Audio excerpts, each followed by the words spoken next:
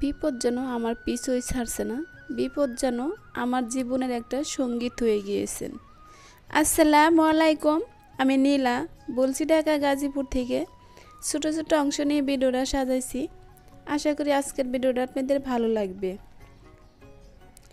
যে যেখান থেকে বসে আমার ভিডিওটা দেখতেছেন এবং দেখবেন, কাছে কি দূরে, দেশ এবং দেশের বাইরে, আশা করি আল্লাহর রহমতে সবাই সুস্থ আছেন, ভালো আছেন। আলহামদুলিল্লাহ, আমরাও ভালো আছি। তো এখানে সকালকার নাস্তা হিসেবে আজকে তরমুজ কেটে দিচ্ছি। সোহানের বাবা রাতের বেলা তরমুজ নিয়ে এসেছিল। তো এখানে তো সোহানের বাবা এত সকালে ঠান্ডা তরমুজ খাবে না, কারণ তার তো দোকানে যেতে হবে। তাই তাকে পরে 9টা-10টার দিক দিয়ে যেন খেতে পারে, আমি সেই হিসেবে তরমুজগুলো কেটে একটু বক্সে দিয়ে দিব। কারণ আমাদের জন্য এই মানুষটা অনেক কিছু করে। এই মানুষটা যদি সুস্থ থাকে তা আমার সংসারটাও কিন্তু ভালো থাকবে, পরিবারের সবাইকে নিয়ে ভালো চলতে পারবো, থাকতে পারবো, বাঁচতে পারবো। আর এই মানুষটা যদি একটু অসুস্থ হয়ে পড়ে থাকে, তাই কিন্তু সংসারটা একদমই ভেসে যাবে। কেন ভেসে যাব? আমি তো ইনকাম করতে পারি না, বাচ্চারাও ইনকাম করতে পারবে না। তাই সবসময় চেষ্টা করি হাজব্যান্ড কীভাবে সুস্থ থাকবেন, ভালো থাকবেন। এটা শুধু আমি যে করি না, এটা প্রতিটা গৃহিণী এটা করে থাকে। প্রতিটা ভাইয়ার জন্য এগুলো আমার প্রিয় আপুরা করে থাকেন।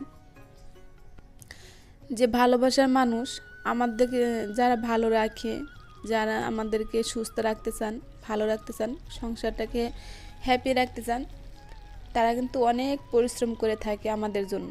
তাই তারা যদি ভালো থাকে, তাই কিন্তু আমরা ভালো থাকতে পারবো। তারা যদি ভালো না থাকে, আমরা কিন্তু ভালো থাকতে পারবো না। তো এখানে একটু খাওয়ার জন্য তরমুজও কেটে নিয়েছি। তাই সে আর তরমুজ খায় নাই, তাই তাকে একটু বেলের শরবত দিয়ে দিব। অনেক বড় একটা বেল নিয়ে এসেছিলো, তাই আমি আরও 3 দিন শরবতগুলো যাবে সেই বেলটা রেখে দিয়েছি, আর বাকিটা আমি শরবতগুলো নিয়েছি। তাই সে তো এভাবে খাবে না, ওই যে একটু দানা দানা আছে ওইটা দেখে খাবে না। তাই আমি তাকে ছাঁকনি দিয়ে সেঁকে দিচ্ছি, যেন তার সুবিধার জন্য সে খেতে পারে। এমনি তো সকালে ভাত খেতে চায় না, ভাত তো রেগুলার রান্না করা লাগে। ভাত না রান্না করলে কিন্তু একটা নাস্তা বানানোই যায়। সকালে ভাত রান্না করতে গেলে কিন্তু নাস্তাটা সেরকমভাবে আর বানানো হয় না। তা আমি পিচ্চি ছেলের জন্য একটু ছেঁকে নিয়েছি, ও বাবার মতন খেতে চাবে না। তো এখানে আমি 2 গ্লাস শরবত ছাঁকনি দিয়ে ছেঁকে নিয়েছি, এখন আমি ওর বাবাকে দিয়ে দিব। পিচ্চিটাও ঘুমে থেকে উঠে গিয়েছে। পিচ্চিটা আসলে পুরোটা খায় নাই, যেটুকু আমি পুরোটাই ছেঁকে নিয়েছি, যতটুকু খায়। তা বেলা শরবতটা আমি দিয়ে দিলাম, আর তরমুজও দিয়ে দিছি। তরমুজটা খায় না, শুধু শরবতটাই খেয়েছে। তো সে খাচ্ছে, আর আমি তার দুপুরে খাবারটা রেডি করে দিচ্ছি। তা আগের দিনকে ভিডিওতে দেখছিলেন ডাল চচ্চড়ি করছি বাচ্চাদের জন্য, ওরা ডাল চচ্চড়ি অনেক পছন্দ করে। আর এই পাঁচ শাক ভাজি করছি, আর পাতলা ডাল রাঁধছি। পাঁচ শাকের দিয়ে আমার কাছে পাতলা ডাল কিন্তু বেশ ভালো লাগে। তাই সোহানের বাবা আবার একটু যেটুকু খায়, একটু মাছ ভালো তরকারি হলে কিন্তু তার কোনো আর কোনোই নাই, খাই একটু ভাত। এত বড় একটা মানুষ অনেকগুলো করে ভাত খাবে সেরকম খায় না। আর এক টাইমে দুপুরেই কয়েকটা ভাত খায়, সকালে তো খায় না ভাত, আর রাতের বেলা অল্পই। তাই দুপুরে আমি তার খাবারটা প্যাক করে দেওয়ার পর সে চলে গেছে। যাওয়ার পর আমি কিন্তু ঘরে অন্য কাজ করে নিয়েছি, সেগুলো আপনাদের সাথে শেয়ার করি নাই। কারণ আজকেও শাশুড়ি মা কিনে ডক্টরের কাছে যেতে হবে। কারণ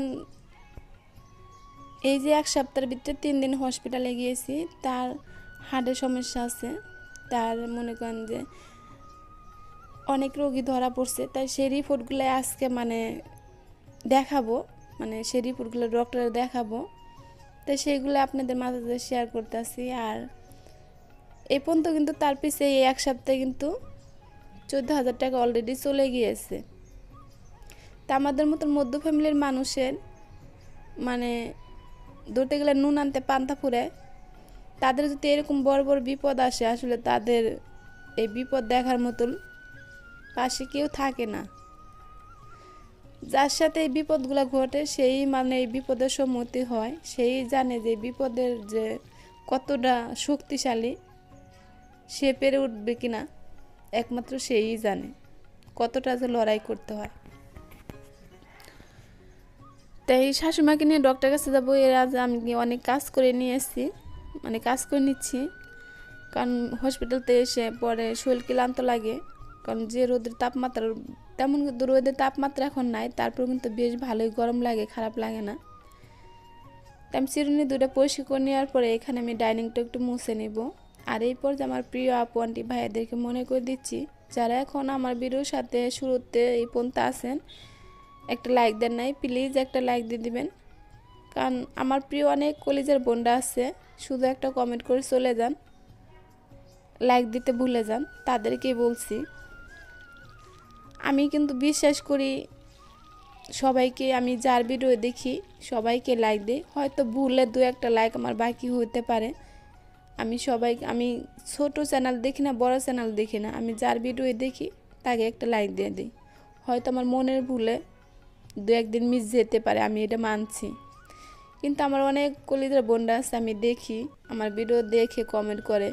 আমার হাতে কিন্তু দুইটা মোবাইল, মানে একটা আমার আগের যে মোবাইলটা, যেটা আমি ভিডিও এডিট করি, সেই মোবাইলে আমার মানে শুধু ওয়াইফাই লাইনে কাজ করে, কোনো এমবি কাজ করে না, কোনো সিম কাজ করে না। তো ওইটাতে শুধু আমি ভিডিওই বানাই। তারপর নতুন আরেকটা মোবাইলে আমার একই চ্যানেল, দুই মোবাইলে আমি ব্যবহার করি, মানে একসাথে আমি দুই মোবাইল দিয়ে সবার ভিডিও দেখি, সবাইকে সাপোর্ট করি। তো আমার একটা ভাইয়া বলছিল যে আপু তুমি একই চ্যানেল দুই মোবাইলে রাখো না, সাপোর্ট একটা আইডি খুলে নিই। আসলে আমি ওইটা বুঝি না দেখা খুলতে পারিনি। আর এই যে ভিডিওর শুরুতে বলছিলাম যে আমার বিপদ যেন পিছু ছাড়ছে না, বিপদ যেন আমার জীবনের সঙ্গীত হয়ে গেছে। তো এই যে এখানে 14,000 টাকার কাগজপত্র দেখতে পাচ্ছেন, এগুলো সব পরীক্ষার রিপোর্ট। তো এই যে সেটা আপনাদের সাথে একটু শেয়ার করি। তো এই রিপোর্টগুলো বাইরানোর পরে 8 জন আরেকটা পরীক্ষা দিয়েছে, যে এই পরীক্ষাটা যারা বাংলাদেশে থাকেন, যারা ঢাকা থাকেন, তারা অবশ্যই চিনবেন জায়গাটা, ঢাকা তেজগাঁও। ওখানে যে এই পরীক্ষাটা করে আসতে বলছে। মানে এখান থেকে যে এইগুলা দেখছেন, এইগুলা এখানকার পরীক্ষা করেছে, এগুলা এখানে সব পরীক্ষা করেছে। আর এই যে ওষুধগুলো যে দেখতেছেন, এগুলো সম্পূর্ণ ওষুধ, এই সব মেডিসিন কিন্তু রেগুলার নিতে হচ্ছে। আর এই যে ঢাকা তেজগাঁও যেটা, এই যে পরীক্ষাটা দিছে, মানে এখানে করছে 14,000 টাকার পরীক্ষা, আর ঢাকা তেজগাঁও দিছে। বাহিরতে যদি এই পরীক্ষাটা করায় তাই 30,000 টাকা খরচ হবে। আর যে ডক্টর দেখাচ্ছে, এই ডাক্তারের মাধ্যমে পরীক্ষা করলে 18,500 টাকা খরচ পড়বে। যাওয়া আসায় মানে দুজন মানুষ যাওয়া আসা নিয়ে বলছে 25,000 টাকা, মানে হাতে করে নিয়ে যে মেডিসিন নিয়ে 25,000 টাকা লাগতে পারে। যারা ঢাকা থাকেন তারা অবশ্যই বুঝতে পারবেন, ঢাকা তেজগাঁও। তো এইভাবে যদি একটা সংসারে এতটাই মানে যেটুকু আয় হয় তার সাথে যদি ব্যয় হয়, সেই সংসারটা কী থাকে আমি জানি না। আর এই সংসারটা আসলে আমি অনেক, এই সংসার মানুষকে, সংসারটাকে অনেক ভালোবাসি, কারণ আমার না পাওয়া সংসার। এই কারণে আমি এই সংসারের মানুষকে সবাইকে ভালোবাসি। আমি চাই যে সবাইকে নিয়ে আমি যেন একসাথে নিচে বাঁচতে পারি, চলতে পারি, আর সবাইকে যেন আমি হ্যাপি রাখতে পারি। সবসময় আমি এই চেষ্টাটা আমার জীবনের সাথে আমি যুদ্ধ লড়াই করে যাচ্ছি। আসলে যখন নাকি এরকম একটা ঝড় আসে, সেই ঝড়ে টিকে থাকা যে কতটা কষ্ট, সেই কিন্তু জানে, ঝড়ের সম্মুখে যে হয় সেই জানে। কারণ আমার অনেক প্রিয় আপু দিদি ভাইদের ভিডিও দেখি, আসলে তাদের যখন কথাগুলো শুনি তখন চোখের এক কোণাতে পানি এসে পড়ে, বুঝতেই পারি না যে কখন তাদের কথা শুনতে শুনতে চোখ ভিজা যায়। কারণ যে পড়ে সে কিন্তু জানে, যে না পড়ে সে কিন্তু কখনকারও বুঝবে না, জানবে না। আমি জাস্ট আপনাদের সাথে মানে এই পৃথিবীতে এখনো বেঁচে আছে, আপনাদের সাথে কথা বলতে পারতেছি। আমি জানি না এটা বললে ভুল হবে না সঠিক হবে, একমাত্র আল্লাহ পাকি বলতে পারবেন। আজকে সুহানের বাবা যদি আমার পাশে না থাকতো, হয়তো এই পৃথিবীতে আমার মনে হয় বেঁচে থাকার হতো না। সে আমার জন্য অনেক করেছে, আমি কিন্তু তার জন্য কিছুই করতে পারি না। এই কারণে আমারও খুব ইচ্ছা যে আমি তার পাশে থেকে তাকে যেন একটু সাপোর্ট করতে পারি, এটাই। এখানে আমি মনে করি যে আমরা তো সবাই পরিবারে এক। তো আমার পরিবারের মানুষের কাছে যদি শেয়ার করি, অবশ্যই তারা একটা ভালো পরামর্শ, সুপরামর্শ দিবেই। কারণ এখানে বলার মতো জায়গা কিন্তু আর কোথাও নাই। আমি বেছে নিয়েছি, আমি বেছে যেটা নিয়েছি সেটা তাদের কাছে বলতেছি, আমি আপনাদের যেমন বেছে নিয়েছি তাই সে কারণে আপনাদের কাছে বলতেছি। কারণ আপনাদের কাছে বললে কি মনটা অনেক হালকা হয়, অনেক ভালো লাগে, মনে হয় যে মনের ভিতর থেকে কী যেন একটা সরে গেল এরকম মনে হয়। কারণ যখন কথাগুলো মনের ভিতরে জমে থাকে তখন মনে হয় যে মনের ভিতরে অনেক কিছু পাথর, বড় একটা পাথর বেঁধে রাখছে। আর যখন নাকি আপনাদের সাথে শেয়ার করি তখন মনটা যে এতটাই হালকা হয় কি বলবো, বলে বুঝাতে আপনার কথাগুলো আপনারা বুঝতে পারবেন কিনা আমি জানি না, কিন্তু আসলে আমার কাছে অনেক ভালো লাগে তাই আপনাদের সাথে শেয়ার করি। আমার কথা আমি কিন্তু অনেক কথা বলে ফেললাম। আমার প্রিয় ভাই বোনেরা, কলিজার বোন ভাইয়েরা, আপনারা অবশ্যই ক্ষমা দৃষ্টিতে কথাগুলো শুনে যাবেন। আর ভিডিওর কোনো জায়গায় কোনো অংশ যদি আপনাদের কাছে ভালো লেগে থাকে চাইলে আপনার প্রিয় মানুষদের কাছে শেয়ার করে দিতে পারেন। এই বোনটাকে একটু আপনার সামনের দিকে এগিয়ে নেওয়ার জন্য এই সাহায্যটুকু আমাকে সামান্য করতেই পারেন। মানুষ কিন্তু টাকা পয়সা দিয়ে সাহায্য করলে শুধু সাহায্য হয় না, মানুষের ভালোবাসা দিয়েও কিন্তু মানুষ সাহায্য করতে পারে। তা আপনাদের কাছে সেই ভালোবাসাটাই চাচ্ছি, সেই ভালোবাসাটা আশা করি আপনারা আমার দিবেন। আপনাদের ভালোবাসা নিয়ে এই জন্য আমি ভালো কিছু করতে পারি এই প্রার্থনা করি আপনাদের কাছে। তা আজকে কিন্তু আপনাদের সাথে মনের কথাগুলোই শেয়ার করলাম, কারণ আমি ভাবছি যে আমার মনের কথাগুলো শেয়ার করলে আসলে আমার মনটাও ভালো লাগবে আর আপনারা ভালো পরামর্শও দিবেন। আপনারা যখন সুন্দর সুন্দর কমেন্ট করেন আসলে কমেন্ট শুনে আমার মনটাও ভরে যায় যে আমি এরকম একটা মানুষ আপনাদের কাছে থেকে যে এত সুন্দর ভালোবাসা পাচ্ছি, আসলে এখানে না আসলে বুঝতে পারতাম না।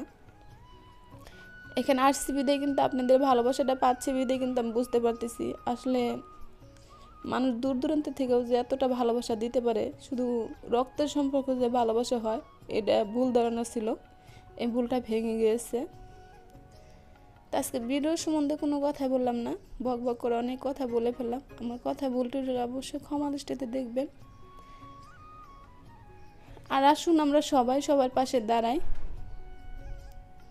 এটাই আমরা মানুষ, সবাইকে সবাই সাহায্য করব, তাকে আল্লাহ পাক ঠিকই দেখবেন। তাই দিন শেষে যে কথাটা বলি, সবাই ভালো থাকবেন, সুস্থ থাকবেন, সবার ফ্যামিলির জন্য সবাই দোয়া করবেন। আজকে এখান থেকে বিদায় নিচ্ছি, দেখা হবে নতুন কোনো ভিডিওতে। সে পর্যন্ত ভালো থাকুন, সুস্থ থাকুন, আল্লাহ হাফেজ।